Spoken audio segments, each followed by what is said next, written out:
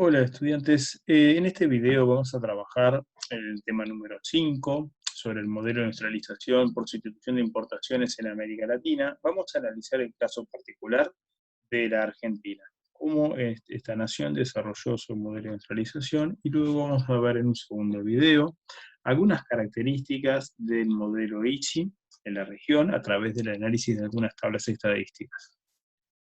En primer caso, para analizar el tema de la industrialización en la Argentina, vamos a hacer la biografía de Cristina Lucchini, quien analiza el caso argentino, el cual conoce bastante, para el periodo de las décadas centrales del siglo XX. Pero antes de eso, vamos a realizar una serie de apreciaciones sobre el modelo ICI y la historia del concepto que vamos a trabajar y de su legado en América Latina. De hecho, en los años 90, en la época de auge del neoliberalismo y de la salida del Estado de todo ámbito de intervención en la economía, conceptos como protección o proteccionismo, sustitución de importaciones, intervención en la economía, que eran características fundamentales de la mayoría de los modelos de industrialización aplicados, se convirtieron en mala palabra, en parte de la leyenda negra que explica el supuesto fracaso económico que vivió América Latina en los años 80 y que llevó a la famosa crisis de la deuda que vamos a ver más adelante en el curso. Esta especie de leyenda negra, de hecho sostienen estos autores, Cárdenas, Ocampo y Sor, es en ciertos aspectos verdadera, porque el Estado latinoamericano, los estados latinoamericanos cometieron enormes errores de apreciación económica, pero también es falsa en varios aspectos. Y vamos a trabajarlos en este tema y más adelante cuando veamos la crisis del modelo ICI y sus limitaciones. Sin embargo, hay que señalar una cosa. De todas las etapas del desarrollo económico que vivió América Latina desde su independencia hasta comienzos del siglo XXI, este periodo de industrialización fue quizás el más exitoso de todos, al menos en el corto y mediano plazo. Cito a la autora Rosemary Thorpe cuando dice: los resultados económicos de América Latina en los 30 años que siguieron a la Segunda Guerra Mundial fueron sobresalientes. Estamos hablando de esos 30 años del proceso industrializador. De hecho, si miramos en esta gráfica, podemos observar aquí, de 1950 a 1980, cómo el PBI por habitante de América Latina no para de crecer.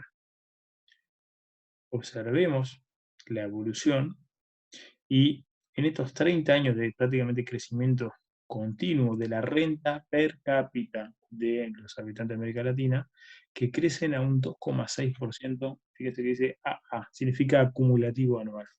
Eso quiere decir que de un año a otro se pasa de 100 a 102,6. Pero el siguiente año estamos hablando de un crecimiento del 2,6% del 102,6, no del 100.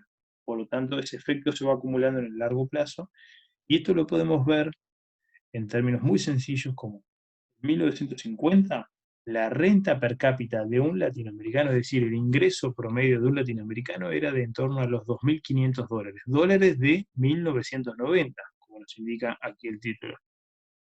30 años después, considerando las enormes desigualdades de la región, sin embargo, el salario promedio, la renta promedio de un latinoamericano, del mismo que medíamos en 1950, en 1980 era de casi 5.500, es decir, más del doble.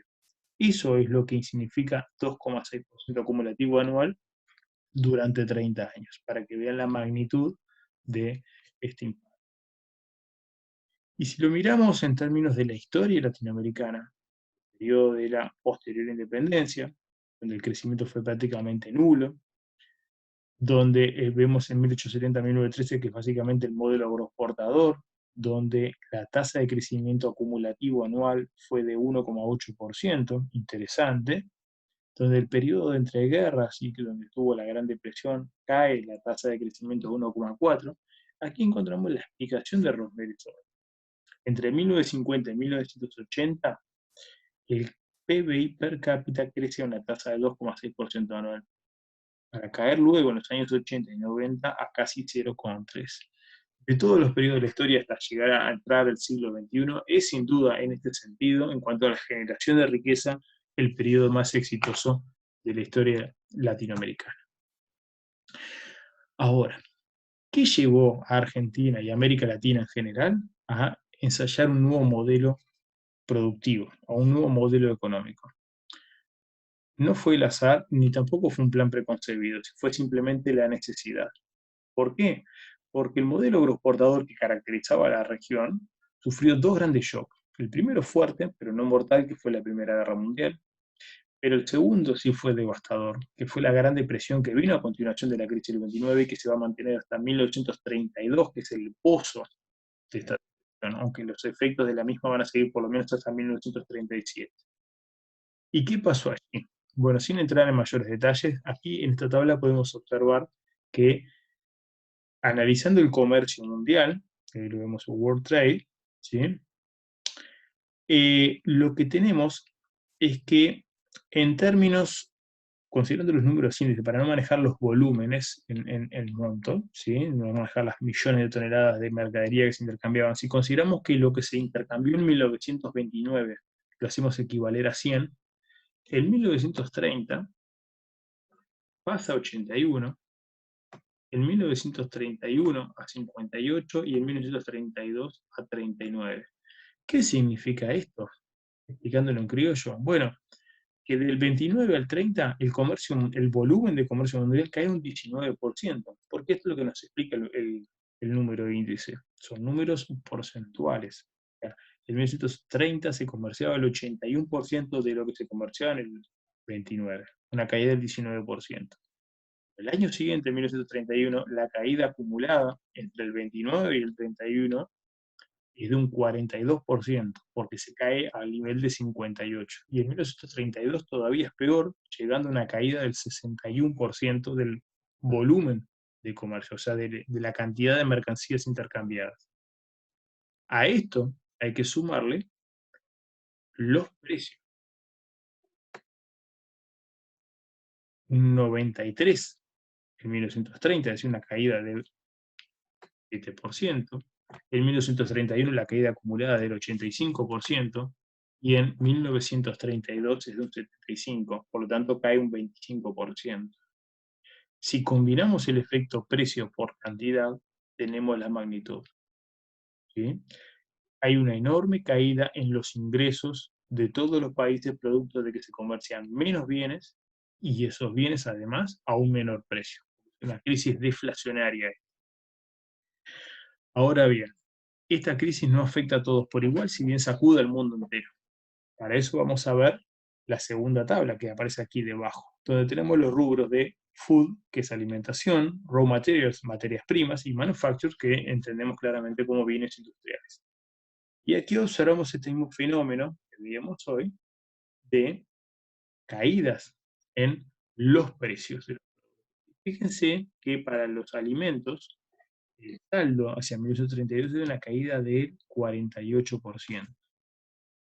Para las materias primas es del 56%, mientras que para los bienes industriales es una caída muy grande también, pero solo el 36% comparado con los anteriores. ¿Qué conclusión podemos sacar de esto? Bueno, evidentemente las naciones industriales tuvieron enormes pérdidas producto de esta deflación que vive el mundo, pero las naciones productoras de alimentos y de materias primas tuvieron una caída mucho peor de sus ingresos y por lo tanto de su poder de compra.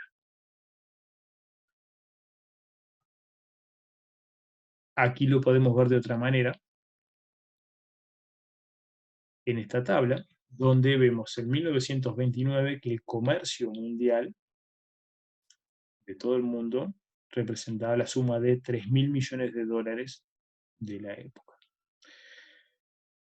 A lo largo de los años, hasta 1933, no para de caer, llegando a 992 millones, es decir, se contrajo a un tercio de lo que eran los volúmenes anteriores. Esto nos habla de un colapso económico como nunca antes visto en la historia, que durante el siglo XX no se va a ver tampoco. Por eso que la crisis más importante que vivir. Y llevándolo a las naciones latinoamericanas, salvando los dos países que están marcados aquí, Honduras y Venezuela, por razones diferentes ambas, en la inmensa mayoría de los casos lo que asistimos es una caída brutal de los precios de sus exportaciones, medidos en números índice de vuelta, y del volumen.